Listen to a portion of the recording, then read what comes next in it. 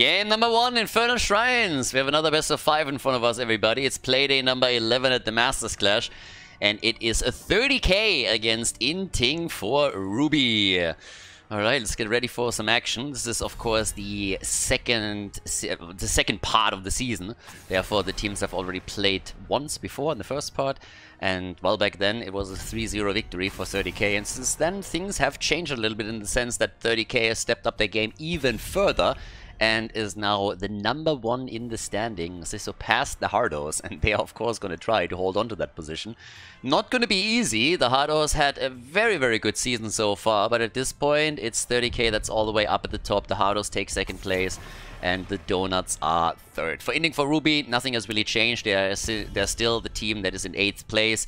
They have no real chance to get the number 7 spot, but for them it's really all about getting experience on this first season. They've taken multiple maps now of other teams, which is already a huge success for them. And of course, all the experience that they can gather here translates directly in them improving for other leagues like Heroes Lounge, Division 1 and other stuff. But, well, we're going to find out what they can do today against 30k, so that's the first one. There's also a little bit of news. I'm going to talk about that later, but I probably should also point it out right now for all of you. Team Arthurs, they more or less disbanded. I mean, they are going to play out the rest of the season, but it's going to be different members on the team. Bishops, for example, is playing. I think Stork left. They're going to play their match this weekend with a support. They're actually going to play with, a sub player. They're playing with Zelia. Ooh, Alex Straza, first pick. Interesting. So they're playing with Zelia, so that's going to be interesting in and of itself. Zelia, by the way, has a Smurf account in Storm League, so people are always like, oh my god, he doesn't play at all, subs, and then he's so good. Yeah, Zelia plays.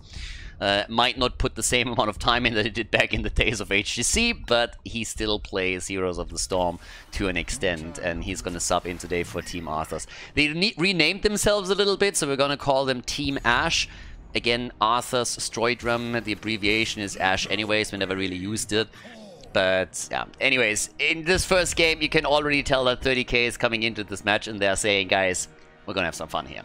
So, we're starting this with an Alex Straza pick, which is, by the way, not garbage on Infernal Shrines. NA in particular, in the times of HGC, really like to go for Tychus and Alex Straza to have the Dragon Queen transformation and Odin that they could use here. But of course, when you're looking over to Stitches and Khaldor, you can really see where this is going, right?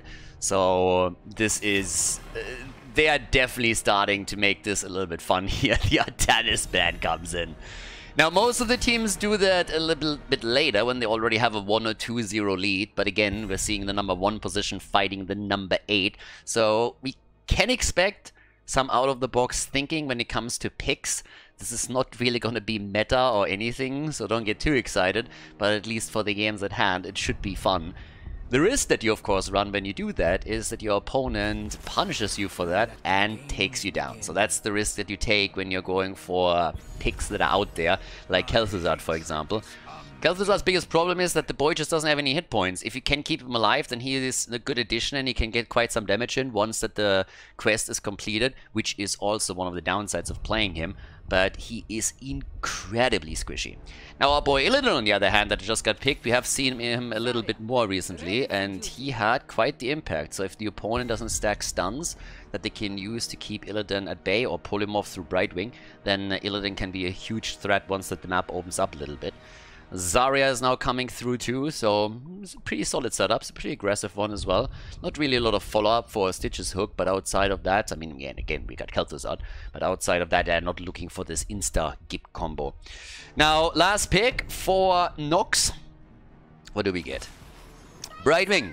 Just mention him. Against Illidan, Brightwing was always a solid pick because you have a polymorph, and what you want to do with Illidan, you need crowd control against our bad boy. If you don't get that, then, well, I don't know. Infernal Shrines, everyone. Game number 1, so let's jump straight in. First game in the best of 5 series here at the Masters Clash Playday number 11, so let's get going. Okay, everyone, let's go. Game number 1. We got on the left side Inting for Ruby here in Infernal Shrines. We have Fish on Medivh, Nox on Brightwing, Hat on Reyna, coming in with the Exterminator as a level 1 talent. Baby Houdini is playing Blaze, and we got Mindtalk on Garrosh. Okay, on the right side, we get X-Ray on Illidan. Alex Straza is being played. Wow, beauty! Circle of Life and Hungry for More. Okay, they're gonna try and stack Stitches as best they can. I like that. A little bit of a mini-game for them. They Quasar Stitches. Dino's playing Khaldor, and Masquerade is playing Azaria. Alright, this is gonna be quite a bit of fun. So what they're gonna try and do is they're gonna try and stack Stitches into Oblivion and really give him a hit point pool that is absolutely insane. Now, that in and of itself is already kind of cool, but keep in mind that this entire setup that they're playing is also a little bit of a meme. Obviously, with them being the #1 team in the standings and Inting for Ruby still learning a lot, struggling there for a bit, they know that they are the favorite. So they give Inting for Ruby a little bit of a chance of winning a map here. But they gotta be really careful because they're not in a position where they can afford to lose any maps to that #8 team. If they do, the Hardos are going to be very, very happy about it. But it's going to be quite a bit of fun. Now, as I mentioned again, normally in a game on eye level, let's say, for example, if they go up against the Hardos or against the Donuts, they're not going to see a lot of these heroes. The problem with Khaldor, as I already pointed out earlier, is that he's just insanely squishy, and he's pretty useless because of it.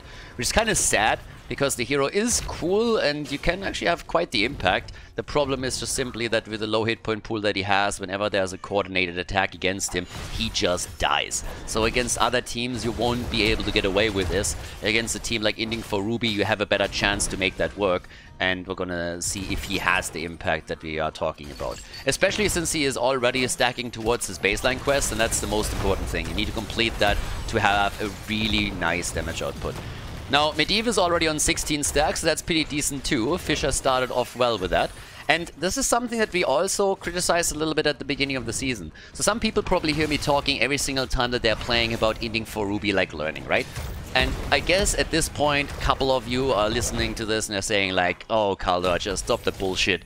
These guys are getting murdered all the time. They're shit. We hate them. Blah, blah, blah, blah, blah, blah.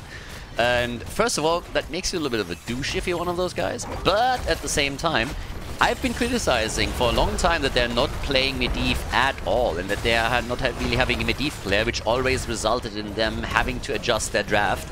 Now there's the Brightwing Hill, good hook from Quasar. Now they're playing Medivh.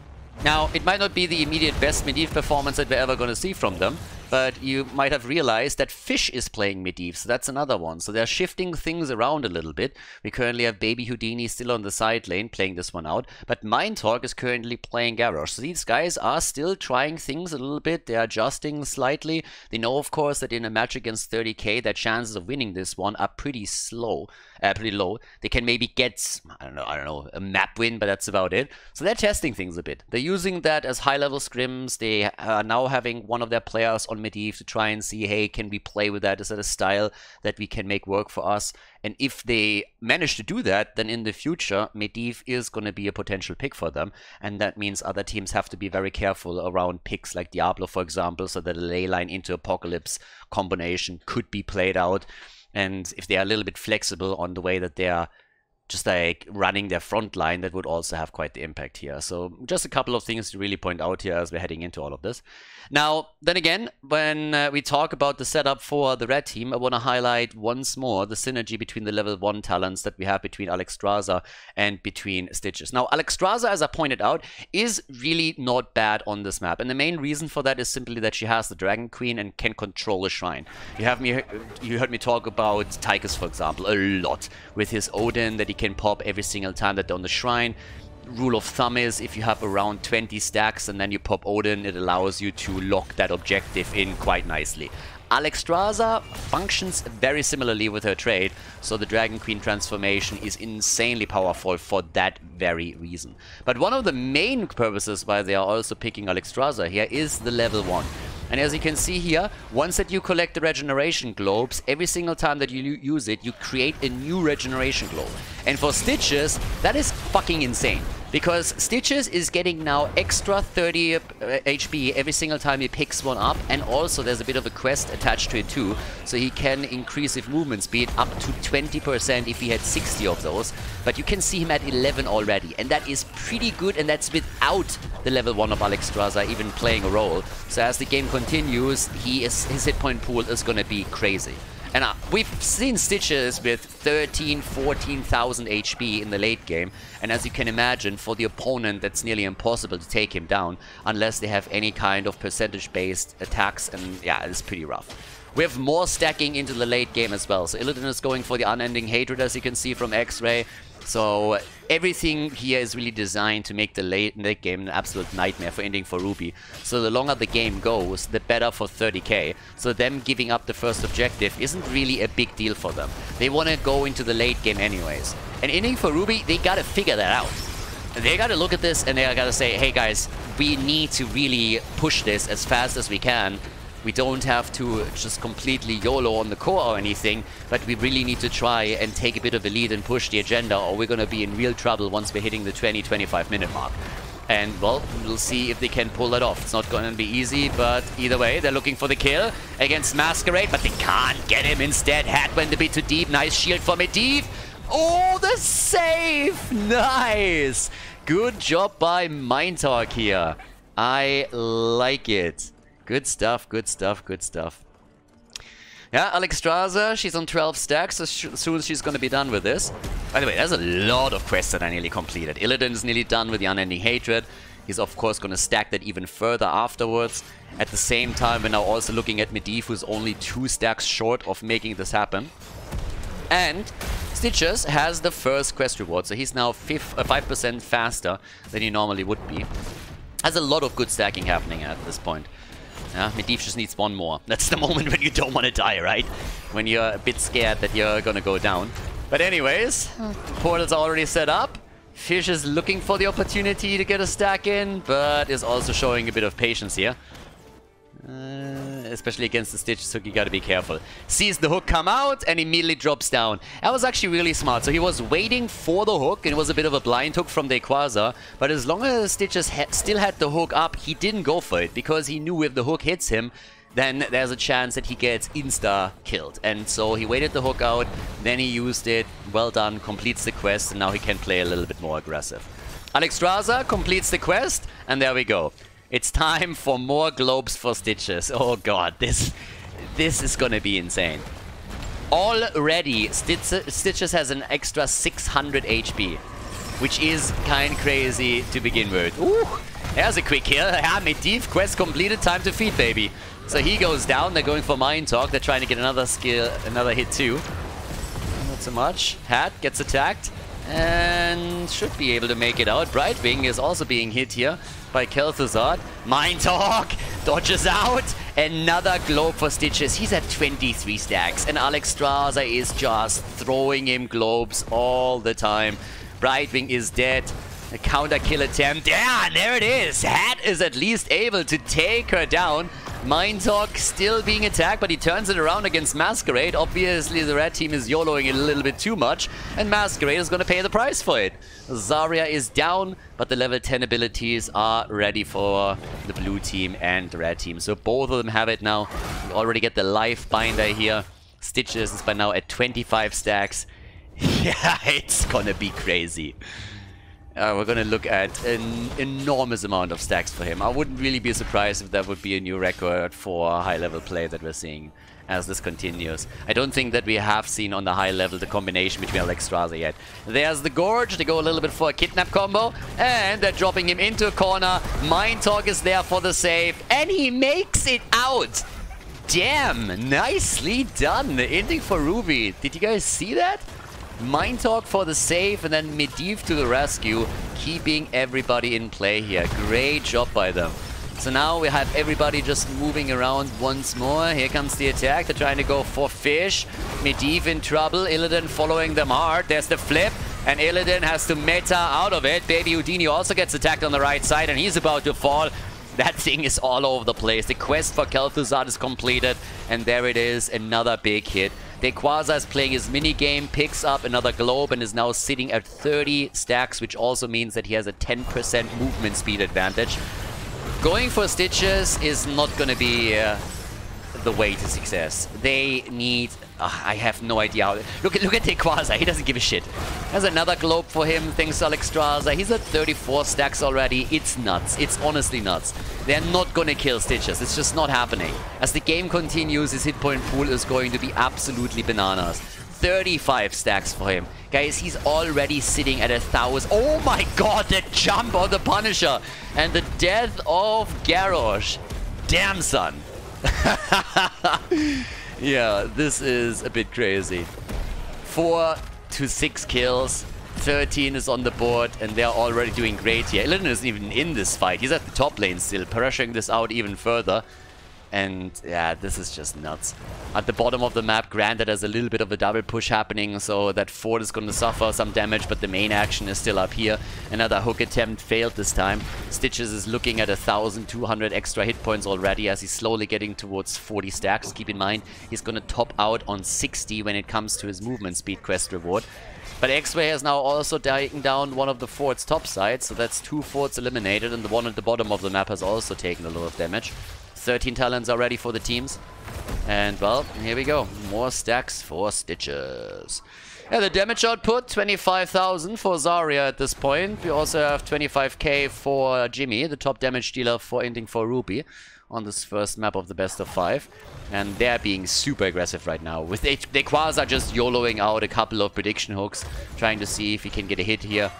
But obviously Fish is providing a lot of vision and is gonna keep his teammates informed where exactly Stitches is positioned to make sure that it's not easy for him to get a blind hook through. But he's still trying. Getting the attack in again. Zarya already with the setup. Bright being down. The ley line. Stitches being hit mid-air by it. But instead they're focusing on Illidan, the life binder, keeping him alive though. And now it's time to chase. They're going ham on the bunker as the attack is coming through here. Illidan is chasing hard and Baby Houdini gets hit by the hook. And that's going to be another kill for 30k. Nicely done. 42 stacks by now. That's 1,260 hit points for Tequaza in addition to his normal HP. And we are only 10 minutes into the game. The level 16 is also hitting for them. And yeah, it's a beauty. It's honestly a beauty. Hey, look at Stitches. He doesn't give a fuck. Like, he doesn't care at all. Runs into the middle of the base. It's crazy what Tequaza... I mean, don't forget, it's not only the hit point pool of Stitches, it's also he has an Alexstrasza behind him with Lifebinder. Have fun taking Stitches down at any point.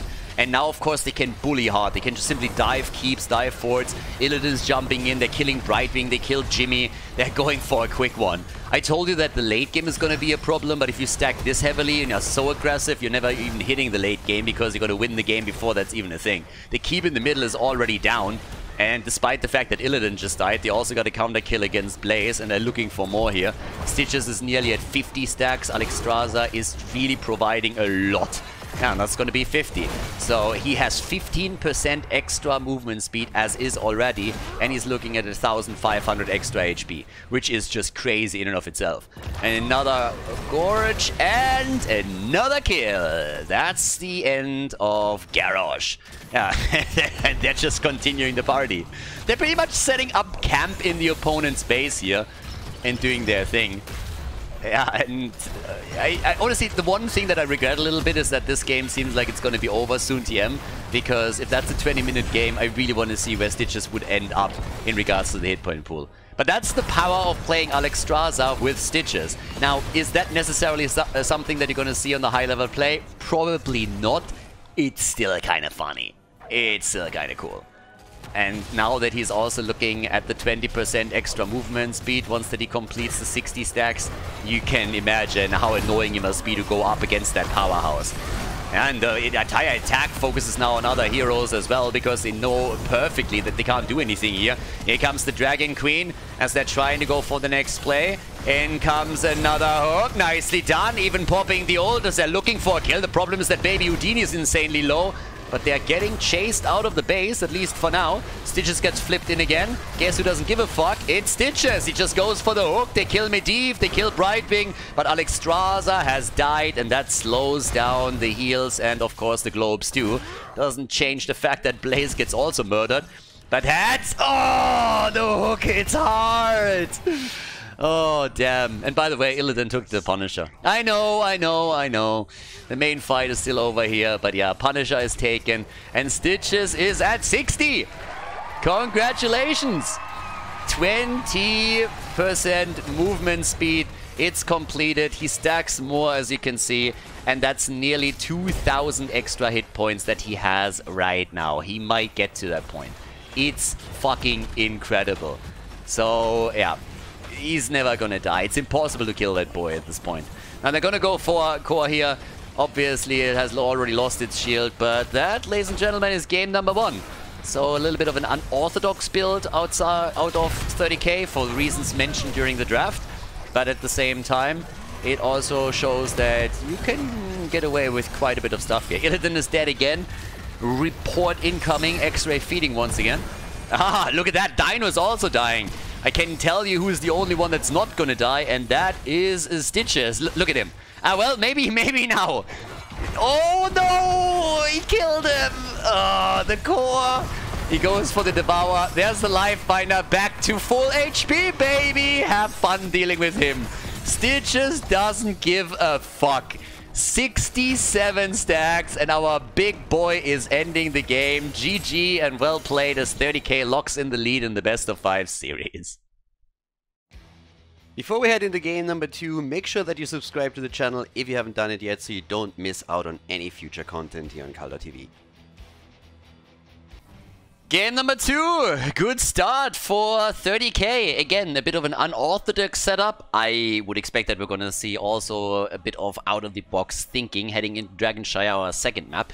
By the way, Inting for Ruby is doing the exact same thing that they did at the last Playday. They are picking maps. Normally, as you all know, if you have the choice whether you want to go for the map pick or for first pick, first ban, most people decide to go into first pick, first ban. That's a normal thing that you will see any top level team do. And for a while now, Inting for Ruby has simply said, no, we're not going to do that. We're going to try and play specific maps that are important to us. So we're going to go for the map choice. We're going to try our strategies here and treat this as training games. And I think that's really the best thing that they can do. So they're coming out of a game immediately. They're like, bam, this map, bam, this map. So it's pretty quick in the setup here. And you can tell, I mean, again, they're fully aware of the position that they're in, and they're just trying to make the best out of it and learn something out of that. But yeah, anyway, so we got the bans on Uther and on Sonya. For me personally, after game 1, it's kind of interesting to see what Fish is going to play. If they're really thinking about having a full transition on their front line, or if it's only when Medivh is getting picked that they're starting to switch it up a little bit. So I guess we'll find out now. We have both of our side laners banned again. Well, the man with the mask is up, so Rexa can be taken. But yeah, they're going into a Khaldor's first pick. A little bit more of a Storm League build that we're seeing today from 30k. And again, we have to put this into context. There's a lot of people that look at this and they're going, oh my god, the new meta! And yeah, that's not quite what's happening here. So they're fully aware that they're just mechanically... their coordination is better, the mechanics are better, they have more experience, so they are just playing stuff that they normally wouldn't. And for Inting for Ruby, it's still very good training, but at the end of the day, of course, 30k is very, very interested in locking in a 3-0 victory here, simply because if they lose maps to Inting for Ruby, it would harm them with a #1 position in the standings. And here comes an Illidan and Abathur setup. And I talked a little bit about Illidan when he was picked in game number 1, but I want to stress again that he was taken in other matches too, matches that were a lot closer in regards to where the teams were placed in the standings. So Illidan is legit right now. The early pick in Illidan, you can argue about that a little bit, because again, once that he's taken this early, the opposing team can see what they can do in regards to picking stuff against him. We're talking mainly stuns. Again, get away from that stupid meme that blinds are the way to counter Illidan. It's bullshit. If you have a hero that you want to pick anyways, and that hero happens to have a blind, that's going to be a nice asset for you. But people that intentionally pick blind heroes against Illidan just for the blinds have no fucking idea what they're talking about. Like, the amount of times when I heard in any kind of, like, draft from lower level teams, or, like, even in Storm League, oh my god, they have an auto-attacker, we need a Lily, we need this and that. It's tilting me, because it's just crap. If you want to counter Illidan, go for stuns. Go for stuns, go for CC, and try to just simply deal with him that way. Way better. So now we got a Nubarak in, we got the Haka, so there's a Tong, there's an isolation. Nubarak has also his Cocoon that he can use against him depending on the timing. You have the chance to stun him out a little bit. I would like to, for Mind Talk, to get something else in as well, or Illidan is just going to dance around them 6 days a Sunday. The Abathur combo with Illidan is of course kind of crazy. Keep in mind that we've already seen a game with Abathur as the solo support. And there's Murky and Phoenix. Octo grab into Planet Cracker once again. We've seen it before and we're seeing it again. So you have double cancer on the blue team, sorry, on the red team side. You have Abathur Illidan and Abathur Murky. Plus the combo of Murky's Octo grab into Phoenix Planet Cracker. But that you can execute cross map. We've seen that before too. And yeah, they're going wild in this one. And on the other hand, we got Li Ming. Now, I gotta say that with Illidan and Abathur already taken, I'm not really the biggest fan of what Inting for Ruby is doing here right now. I don't think they got enough CC to really threaten Illidan. It's gonna be really hard for them to do that. The combo, I don't think is working. Again, bit of a meme setup for 30k, that's true, but still, this is gonna be rough for them. Either way, Dragonshire coming up, map number 2, everybody, the best of 5 here at the Masters Clash. Game number 2. Let's get the fiesta started. It's gonna be a bit of a clown fiesta here. Inting for Ruby. I gotta say, right off the bat, obviously we're looking very, very likely at a 3-0 victory for 30k. Again, I can only repeat myself here. It's the number 1 team against the number 8. That's the reason why we're seeing them go for these picks. But I also don't think that the combo that Inting for Ruby has a good shot at countering what's on the other side, even if you put the combo into hands of better players. Especially that Illidan setup is worrying me quite a lot. Fish is playing in Ubarak. We got Nox on Karazim. Mind Talk on Li Ming. Hat is playing Jimmy. We got Baby Houdini on Dehaka, and on the right side, X-Ray on Abathur, the solo support again on Abby, Dainu on Phoenix, Ultralisk on Kalthas, we got Masquerade on Murky, and Dequaza is playing Illidan. So, there's a couple of things to talk about. I mentioned the combos that exist on the side of the red team. Some people might look at this setup and they're like, oh my god, they don't have a support. Again, we have seen not only in the days of HGC, but also here at the Masters Clash, compositions with Illidan plus Abathur as a solo support, and that works quite nicely, but of course you have to adjust your playstyle a little bit. They're a bit aggressive right now, and while it nearly led to a kill or two, Illidan is the one that dies, so good reaction here out of Inting for Ruby. A little bit of a deep dive. Murky got already taken down once, but again, he doesn't care. Hat is also in trouble, and that's a kill. Yep, there's the living bomb, and that's the end of him. Now, some of the combos that you will see, as pointed out earlier in the game, we're going to have an Octo Grab on Masquerade very likely, and then Planet Cracker for Phoenix that has already been played a few times in the past. Not necessarily the best combo, we've seen it more in a meme setup back then, but it's something that, again, for the memes, it's definitely there. You have to look at this as a bit of a... I think it's a little bit of a fan service what we're seeing right now from 30k, so showcasing a couple of other heroes and making this a bit more interesting for everybody. And of course also giving Inting for Ruby a bit of a chance to take a map down, which is important as well. But yeah, so with that, we still have our little setup. Dequaza, Fish, Nox, everybody is ready and good to go. Down here at the bottom of the map, they're trying to retake the shrine, since both of them are currently under the control of Inting for Ruby. Claiming at least one. Got a kill for a kill. We got our level 4 talents kicking in. Ooh, and Jimmy goes down. And Illidan is already on the chase again. Especially Mind Talk has to be a little bit careful. The Dragonite gets taken too. Alright. We got the DK in. The level 4 talent. Illidan is already starting to chase them. And Anubara can be very happy about the fact that this was not a connect with the Gravity Lab. So that would have been a problem. Dequaza, on the other hand, is going in a little bit too deep for my liking. And he's going to get punished for it once again. Now, Illidan is going to have a lot of fun as the game continues. But right now, he's just going too deep. This is a Storm League Illidan right there. Dequaza has already been reported at least 5 times. That's Storm League Illidan that we're seeing right now. You know exactly what I'm talking about. All of us had at some point in their lives an Illidan that was just from the beginning thought he is Superman and just like dove in every single fight on level 1, on level 3, 2, 4, whatever, and didn't wait for the late game to have a bit of an impact here. And that's exactly what we're seeing right now. So Illidan is just going full on YOLO. And that's the biggest problem on all of this. Now, the fort in the middle of the map has nearly been destroyed, and Illidan is going to make sure that it's definitely gonna fall. So that's a kill. And Dequaza It's it's one-way street, Heroes of the Storm. Dequaza knows one direction in this game. He's like retreating. What the fuck? Am I French? That's not happening. So he's just going straight up for the attack over and over and over again. In total, they got 3 kills against 2, so that's working for them. And yeah, it's kind of bananas. At the top side, they're going to try and take the Arca down. Level 7 talents have now kicked in for them too. You might have also realized that he's going for a bit of a different build than we've seen before. No unending hatred here. Instead, we see him focus a little bit more on the sweeping strike with the battered assault and the synergy with the unbound on level 7. Yeah, and look at it. They're going straight up for another potential attack here at the camp. But Illidan decides that it's not really a fight that he wants to take. Also, Black Lagoon, after we got the slime time, the prime time slime time for our man Murky. Still assisted by Abatha.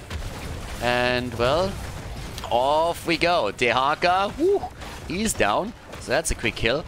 And Illidan is just doing his thing again. Illidan can.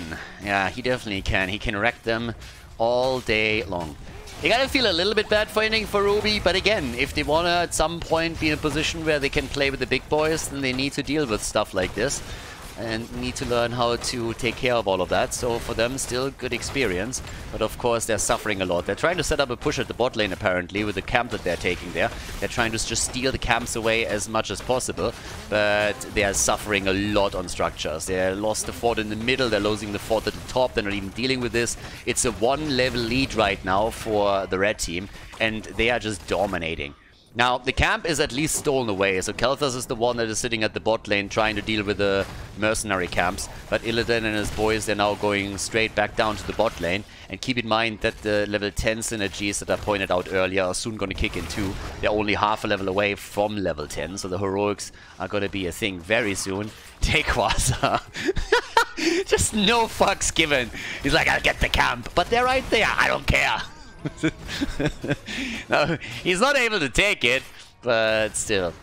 Okay, we got the Calamity in on level 7, and here we go. Planet Cracker into Octograb, anything else would shock me. And there it is. They're even going Monty.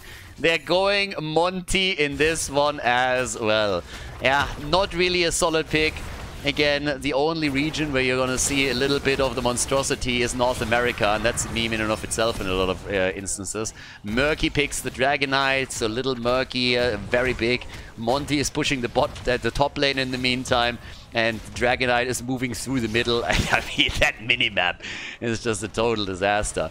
Monstrosity is now starting to push the bot lane, so obviously they're going to try to stack that as best they can.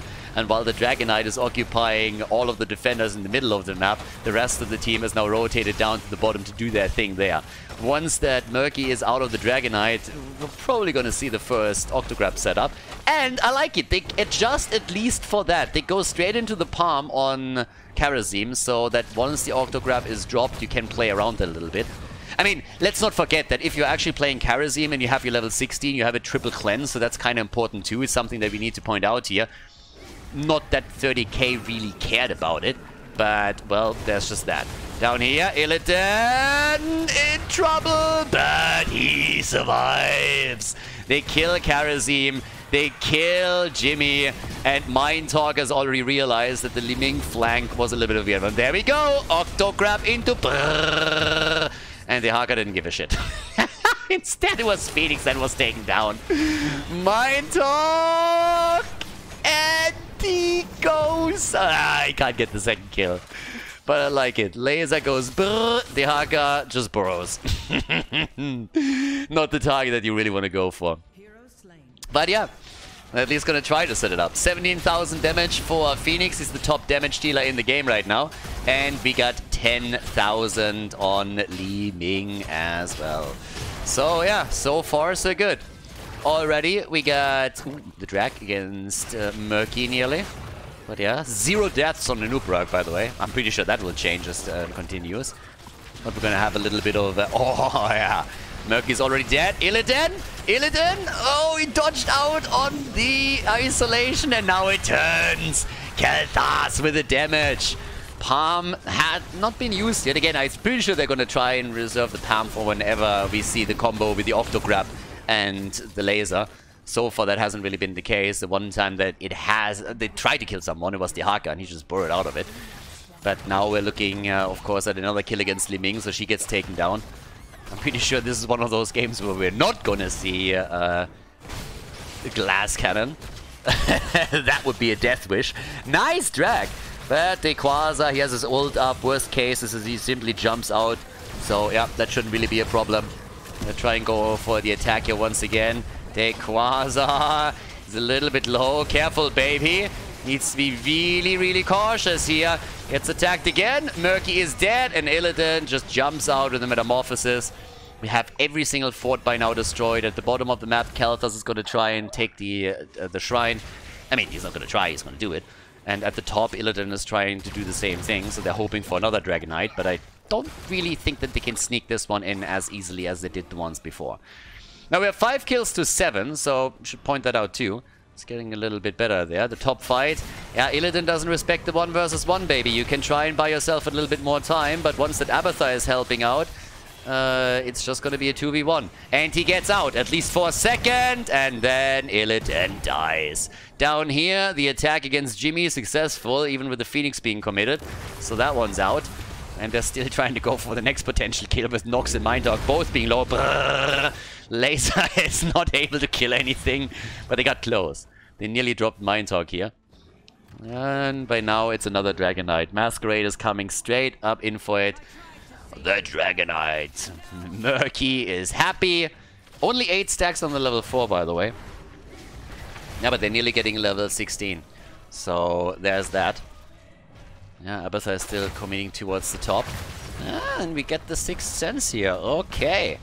So, Karazim is a little bit worried here. Level 16 talents are kicking in, and that gives us the Blades of Azeroth. With the Ignite now coming through too. A little bit of a stronger focus into the Living Bombs now. Now they're focusing heavily on the mid lane. They're gonna try and take that keep, or at least damage it a bit. They won't be able to take it out completely. We now also got the adrenaline boost after we had the Soma transference initially for Abathar. And just look at Illidan.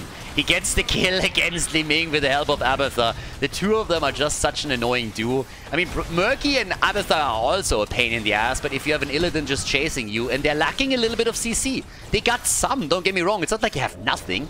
But if you're going up against an Illidan, you want a little bit more. And keep in mind, there is no support outside of Abathar here, so it's definitely doable. But just imagine this setup with Illidan even having another healer behind him. Then the lack of... in a cleanse, for example. Then the amount of CC that's on the side of Inting for Ruby would be even more of a problem, but it's already difficult to deal with in the first place. Now, top side, X-Ray is going to try to deal with all of that, get the Monstrosity back a little bit and force so that you can get the stacks. This is the problem with the Monstrosity, it's faster than the minion wave, so if you don't babysit that thing the entire time like a Tamagotchi, it's going to run straight into the opponent's minion wave, eat all of the damage, and eventually it's going to die. So you're going to baby it quite a lot. Minddog again getting attacked here, and he's able to make it out. But he went straight up for the usual thing that he does. He went for the Cannoneer. And, oh, brr, kill against Li Ming. Cannoneer, no Illusionist, that's a bad idea. And he's been doing it for a long time, but that's the main reason why he's now on the run constantly. Because Illidan just said, dude, if you don't go for Illusionist, I'm going to chase your ass. You're not going to have a chance here. So that's exactly what we're seeing right now. Jimmy also, he doesn't stand a chance here. No prayer for him. He goes down quickly. Damage output. Li Ming, she died 4 times now. And yeah, I called the Cannoneer build out a couple of times in the past already, but very few teams have really punished him directly for it. And in this case, we're seeing exactly that happen. Illidan, whenever he has a chance, simply jumps on Li Ming and punishes her heavily. So right now, 7 kills to 13. We got the Haka dying. Yeah, it's what you would expect here. They go for the combos, they're having some fun with this. It's level until they hit level 20. And Ubarak has not died yet, by the way. And, well, there's that. Illidan is back to business, by the way. So he's going to come in. Illidan died 4 times. But with the playstyle that he currently has...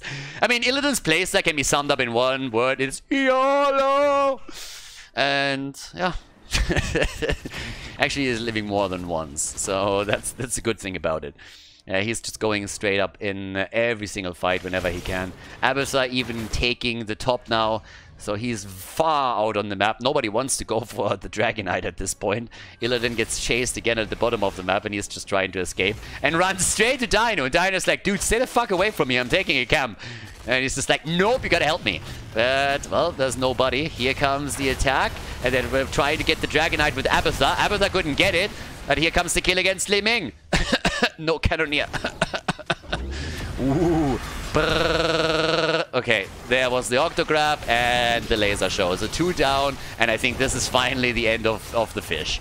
So Nubarak dies for the first time. The palm on the Monk, but it's not gonna save him.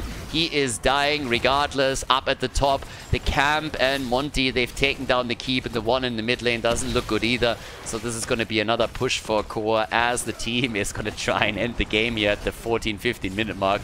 Level 20 is into the big tuna kahuna, baby. Plus the locust nest. Okay, the memes are real. The Armageddon beam is in too, and the Core is gonna go down here. Monty is already doing some work here. The monstrosity is stacked, but might actually die to the Core now. Abathar wants to go for a couple of slaps, but outside of that, we got the Core 30%, and another kill against Li Ming as she dies a painful death, and game number 2 ends in favor of 30k. Nicely done, and the red team with a 2-0 lead in the best of 5.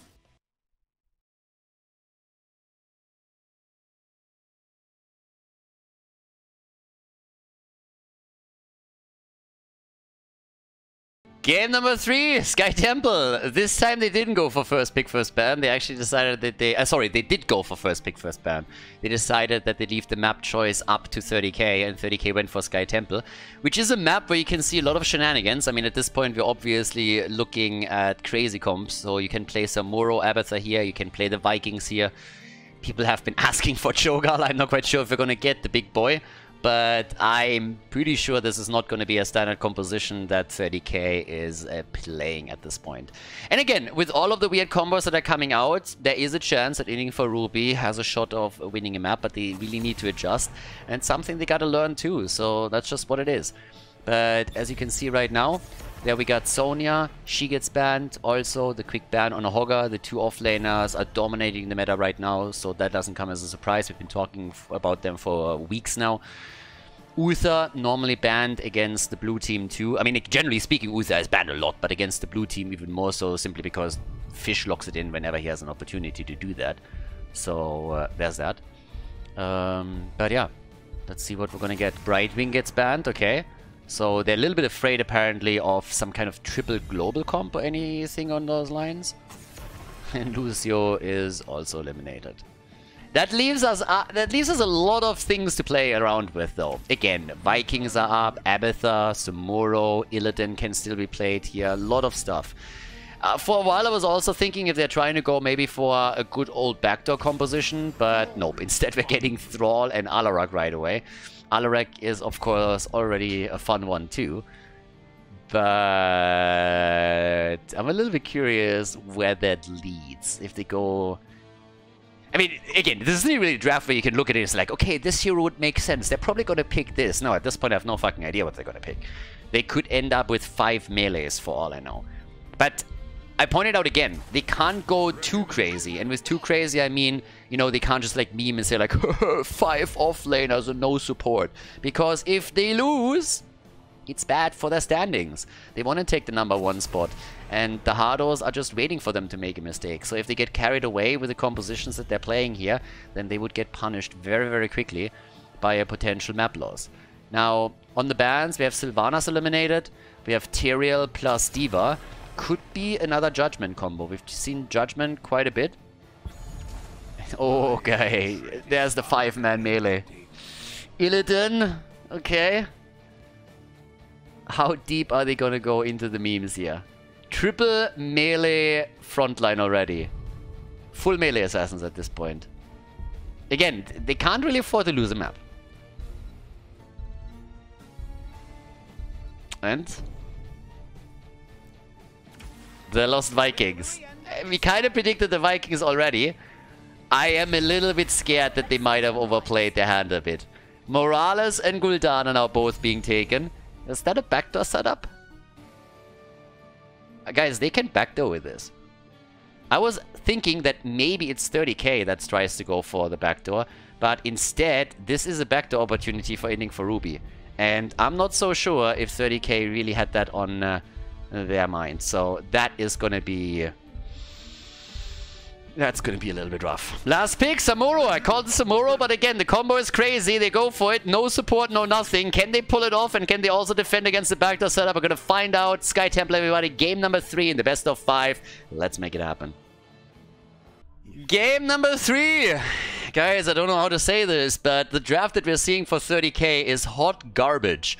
And I think they might have overplayed the hand a little bit, because what we're seeing for Inting for Ruby is a backdoor strategy.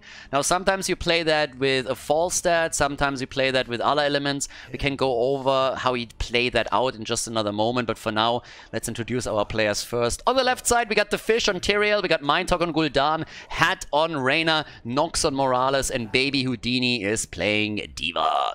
On the right side of the map, X-Ray on Thrall, we got Dequaza on Illidan, Masquerade on Samuro, Alarak gets played by Ultralisk, and Dainu on the Vikings.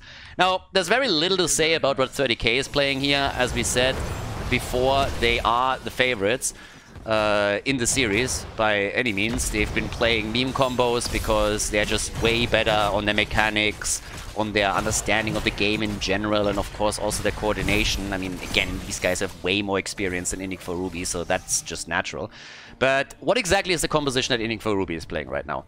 Now, it's actually quite simple. What you're trying to do with this is you go Sanctification on Tyrael, and you play with the dropship on Morales. And what you're going to do is after, like, the whole goal is, until level 10, you want to play with your opponent on eye level.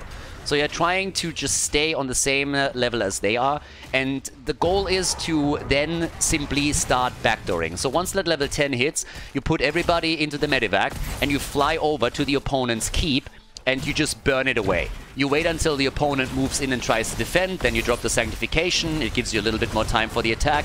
You can go Reign of Vengeance with, Reign of RNG, with Gul'dan, Reign of Destruction.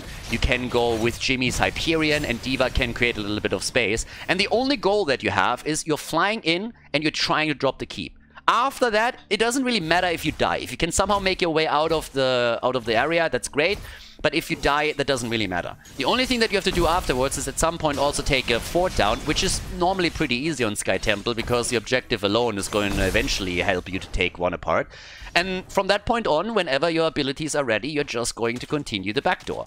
And you will just go for a core. So the next move is then to YOLO at the core, once that it's not invulnerable anymore. And even if you don't kill it in the first attempt, you're going to do a lot of damage, and then you just go for the second time, and eventually you win. Now, normally what you're doing when you're playing against this is you are either trying to aggressively push your opponent, you're trying to get a very solid lead in the early game, so that they're never really getting that level 10 on eye level with you. You can also get a couple of ults that will help you with the defense. For example, you could pick Gul'dan, you could go for Horrify, you could go for Fallstat and for Mighty Gust. Anything just creates a little bit of space and helps you to take the opponent down. There's plenty of picks that are really good. The point that's really important here is that 30k pretty much doesn't have any of them. So they need to play a really interesting game here. And if Inting for Ruby plays their cards properly and do it right, they can win this game. Because again, the draft of 30k is shit. And they know it's shit. They're memeing and they're having a little bit of fun here, but if you go up against a team that is playing on the same level as you, that draft is more or less an auto loss. And against this composition, it might be as well. So, can they win? Of course they can. Will they? That's a different story. So, we'll see how they play it. And of course, we also have to watch how exactly Inting for Ruby is executing the backdoor comp here. But yeah, it's going to be an interesting setup regardless. And look at the top. The fort is already about to go down. This is exactly what I've been talking about earlier. You try to take one of the forts down, and then you're just going backdoor, backdoor, backdoor, backdoor. And that's what they're preparing for already. So as it stands, we got 0 kills. We have an earlier level 7. Of course, the Vikings are controlling the entire flow of the game when it comes to the experience soak. So that's at least something that they have going for them. We also got more stacks, the Maelstrom weapon. Keep in mind that those builds are also a bit out there because they're memeing around with this. And things so far are looking pretty good for Inting's for Ruby idea that they're gonna go for here. So that's definitely true. We have at the top side still our push. Baby Houdini is currently sitting in the middle, trying to hold on to the structures as much as he can. But the fort is down. So now you can try and go for those keeps. 3 more levels, and then we're going to see the first aggression around it. Negatively charged on level 4, so Ultralisk is going to get some damage out. And, well, he's already getting chased heavily. And Samuro is really a pain. Normally, when you're playing on this with, let's say, Abathar plus Samuro, you can raise down any structures in record time. But we're not going to see it here. Now, Thrall died too, and that's the first death, so X-Ray just went down. And we have 1 kill to 0. So things are looking great for Inting for Ruby. And I think the Hardos are watching this right now, probably the Donuts too, and both of them are like, well, I think you might have overplayed your cards a little bit, boys. We might see a 4th game here. Dequaza is jumping in and is starting to do some work here too. But we also now have the unstable compound plus the sustaining rounds for Jimmy. Morales is obviously going for a defensive path here. 1 level until 10, and then the real party begins. And how exactly is the red team gonna counter all of that? What are we gonna get from them? We have a few tools that they can use, but still. I have a rough time seeing how 30k wins this, unless Inting for Ruby is Inting. And so far, they haven't done that. They've lost a lot of heroes, they're losing a couple of structures, but the backdoors, they will come. And then the only question really is, can they control the backdoors properly? And there we have it, as predicted. Reign of Destruction, there it is. They're going full on the memes. There's the Medivac, here's Sanctification, and that allows them to make the plays. Now on the other side, we get this time the Hunt, so at least Illidan can head back to the base quickly if there's a problem. And they're going for the fort. The reign of RNG at the bottom. They're not even going for the backdoor right away, but instead they're even trying to get a kill against Ultralisk. And they're also dropping the Hyperion. So they're just saying, guys, let's just drop the cooldowns here, take the fort down at the bottom of the map, and force them into fights. Without a support on the other side, they can get away with this shit. As long as they're not losing Morales, they're totally fine here.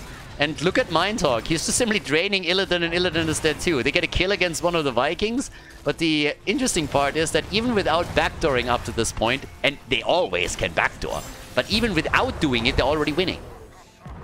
They have 3 kills to 0, and Thrall has now died too, and they can always make a play for the backdoor. Instead, they're just taking the boss down. I have no idea how 30k thought they're going to win this, especially after Inting for Ruby went for it. And honestly, good for Inting for Ruby. They played the first 2 maps, and then they looked at the draft for game number 3, and they're like, you fuckers, you're not going to get away with that shit. That's not going to happen again. You did it well, but nope, ain't happening. So right now, this is a rough game for 30k. And yeah, the shots get fired. The full control over the bottom temple is now attacking the mid fort. That's the last one standing. And the funny part is they don't even have to backdoor right now. So normally that is the best play. But against this setup, now that they are ahead, you don't even have to go for it. You can start doing that when you're behind. And with Morales dying, that's maybe gonna happen. Sanctification is out. They're playing around it too. Ooh, there's the Blade Storm though. Blade Storm, Gul'dan is down, Morales is dead, and they're going for head, and they're gonna get the kill there as well. Now, Eric is dying as he's trying to deal with Baby Houdini. They're moving back, and that's already damage on the keep itself, and the boss is moving in for it as well. So, yep, there we got that. Top side is getting pressured. Now, eventually, again, you want to make a bit of a play here. But just the threat of a backdoor is always there. Now, the only thing that 30k has killed so far is the fort in the middle. They can, of course, technically try to push through the keep in the mid lane and then try to go for the core at some point. But as the game continues, we still are looking at level 13 talents on both sides. And quite a little bit of plays here. But either way, bot lane, they're trying to get some damage done here too. Illidan is great for taking out structures. I've been mentioning it in the previous games where he was picked. But now they go for Ultralisk, and Ultralisk is ultra dead. Now, Illidan jumped in and was trying to help out, but if they can control him a little bit, then they can go for the kill here too. Once again, the Blade Storm, and Morales is dead. So, yeah, they're starting to lose a little bit of ground here, and Illidan is also completing his quest. Now, at some point, I would really like for Inting for Ruby to shift to backdoor and just really go for the backdoor attack. They're trading kills right now, which isn't really too bad, but keep in mind that this build guarantees you a keep. It guarantees that you're taking the keep. Now, if they can, before that, take the bottom temple, for example, and take the keep down, then they can just start YOLOing on the core. And honestly, that would be... I mean, it would more or less be a guaranteed win. But if they can't take the keep down, then they might have to commit once to the bot lane before they can set this up. It only depends a little bit on what they can do at the bottom of the map now. But yeah, there we go. 4-4. One level ahead. This one is gonna fall. Top side is getting pressured. All the forts are pretty much gone on Inting for Ruby's side too. They should at some point... I really, really want them to backdoor. If they're losing this game, it's their own fault at this point. They're starting to lose a lot of ground because the Vikings are still controlling the macro, and they're just losing too many heroes. 3 down, Illidan, and yeah, they're getting nearly wiped. Inting for Ruby is throwing this. They're absolutely throwing this. After they took the boss and did damage to the bottom keep, there was no fucking reason anymore to take the team fights. They're absolutely throwing this game right now. They had a guaranteed win. Now we have 5 kills to 9, 16 is on the board, 2 level lead, and the red team is just simply going through. Honestly, 30k, I guarantee you these guys are super relieved right now that Inting for Ruby didn't play this out the way they intended to initially, because that would have led to a loss. And right now, Inting for Ruby is going to lose this game. They already are going to have a tough time to execute the backdoor from here on out, and they threw the game by trying to focus on the team fights. It made sense in some of the earlier encounters, but after they took the boss and eliminated the fort at the bot lane and got also the rest destroyed, simple backdoor attempts with their composition around the level 10 abilities would have guaranteed them a victory. Now they lost too much infrastructure. They're down to 2 keeps and one of them is nearly destroyed. They need to win a team fight and need to win big time, so a simple backdoor doesn't allow them to win this any longer. They're trying, but not even that is working. No, not like this, boys. I'm sorry. That's where the experience kicks in, and that's where they're going to get slaughtered now. Morales down, Tyrael dies, everybody is dead and dying, and 30k is breathing a sigh of relief as Inting for Ruby doesn't quite understand how to win the game here. It's honestly a little bit unfortunate. I was looking forward to 30k getting punished for memeing a bit too much here, but I gotta say, well done. They saw the opportunity to end the game, and they do. But here we go. Inting for Ruby with another 0-3 loss. Again, it's the #1 team that they go up against here. But good for 30k. That one got scary for a moment, but they take it. They win Sky Temple. And a little bit of a missed opportunity here for Inting for Ruby, but definitely a game that they will learn from. So that's it. The end of our series here at the 11th Playday of the Masters Clash. GG and well done.